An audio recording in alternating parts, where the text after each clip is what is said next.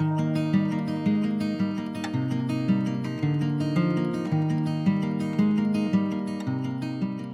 name is Elliot Jianji Lee. As a Korean student, I belong to a generation shaped by a deep connection between my country and the United States, politically, culturally, and historically. My grandfather, Soon Ho Kim, passed away last spring, but even though he is gone, the stories and my memories with him continue to speak to me. I remember performing my kindergarten dance concert. All of my relatives were here, including my grandpa. As the music started, I heard his voice rise above the crowd. Let's go, Elliot!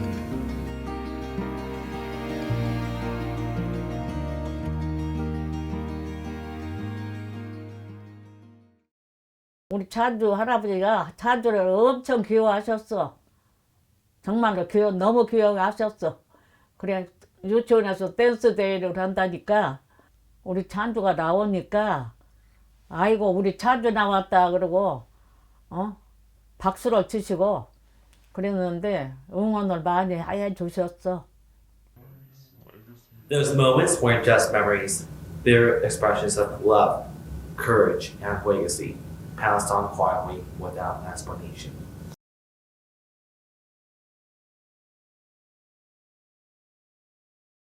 My grandfather was a veteran of two wars, the Korean War and the Vietnam War. Growing up, I always knew this as a fact.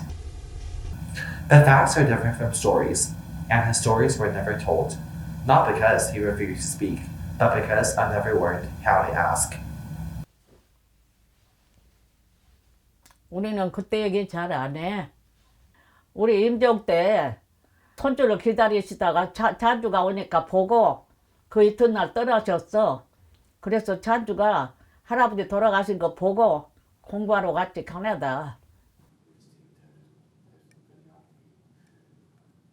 우리 찬주를 아이스크림을 사러 갔을 때 내가 키오스크를 잘 못 눌러가지고 엄청 곤란했어. 찬주가 도와줘서 샀어. As a child, I didn't think to ask who he was before he became my grandfather. 그러니까 모르지. 아까 뭐 베트남이라고 했잖아. 그 전방부대인가 보다. 저 월남전 갔을 때. 그것도 월남인가? 이것도 그 월남전 갔을 때 같구만. 시차로 하는 건가 봐. 이거는? 어디 봐. 이건 진급할 때인가? 인간 막에서 소위 인간해갖고 전복 입고 찍은 거이지. 처음으로. I didn't imagine him as a young man standing in the middle of history.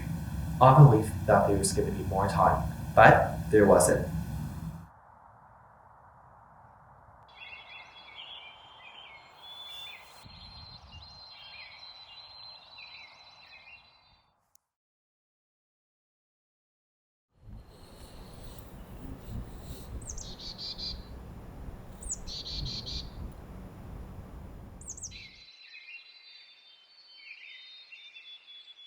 I have never experienced war on my own, but I knew the dates and what happened. And also I didn't know the moments that have never made it into history books.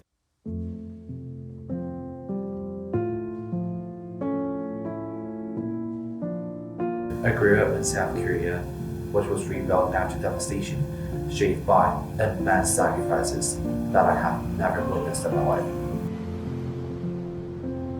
However, my grandpa's generation was a generation that Korea was rebuilt.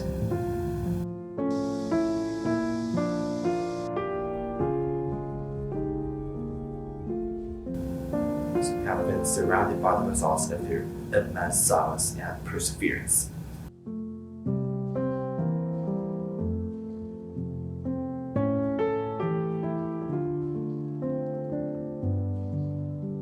Nowadays, those results are visible beyond South Korea.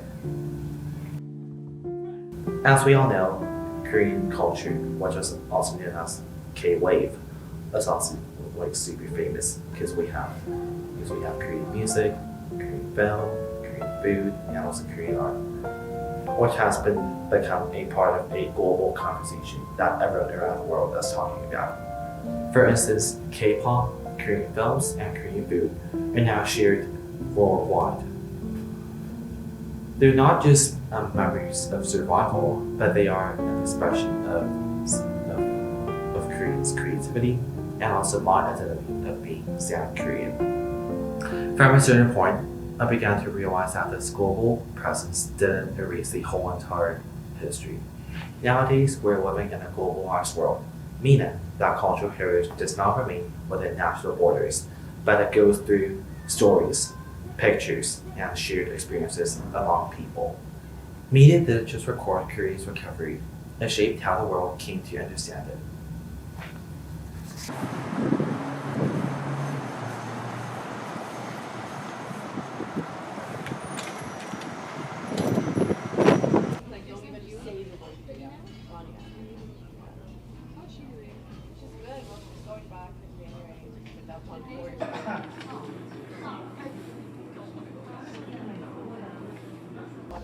Alright, so there we have stir-fried glass noodles, which is a very famous traditional Korean cuisine, and perhaps it could be consumed as a vegan meal.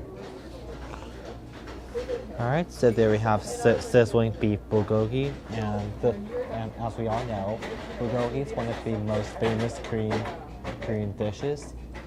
And yeah, let's move on to the next dish, octopus and beef hot pot, which is also one of the most famous traditional Korean dishes that everyone knows.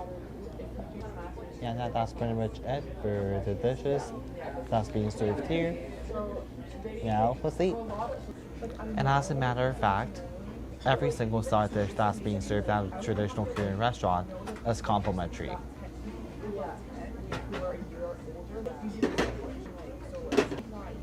We have a lot of complimentary side dishes. Alright, so this one is stir-fried glass noodles, and this is one of the most famous traditional Korean dishes, and perhaps it is a vegan option. And also, this is called taptae, which is also known as traditional Korean stir-fried glass noodles.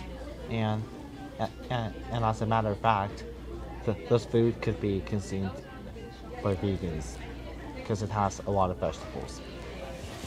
And lastly, there we have some traditional Korean hot pot, which has some octopus and a variety of vegetables in it.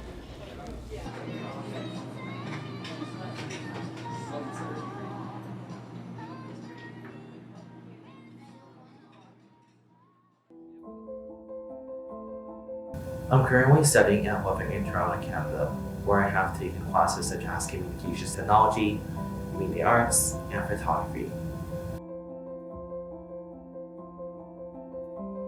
Throughout me taking those classes, I not only learned how images are framed, I also learned how narratives are constructed, and also learned the significance of technology when someone's telling a story. Yet it wasn't my grandpa. It made me want to go beyond learning how to do stories are created.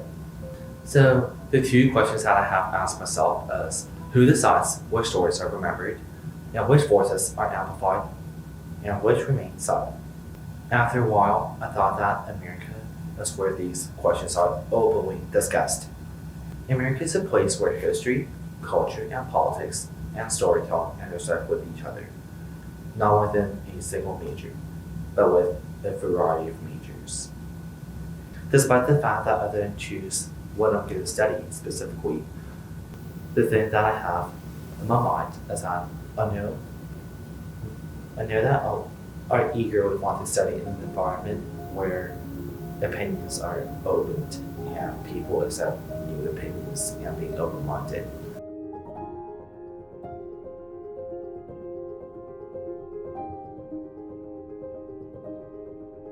This is not about believing one country has better answers, but it's about choosing a place where questions are openly challenged. My grandfather has lived history. I will never hear his full story in his own voice going forward.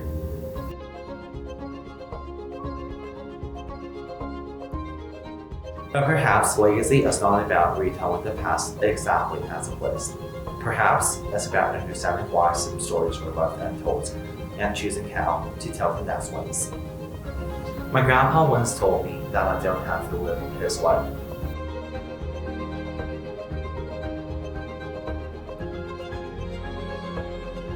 But he said, I have to make something meaningful with mine. So that's why I'm making this film.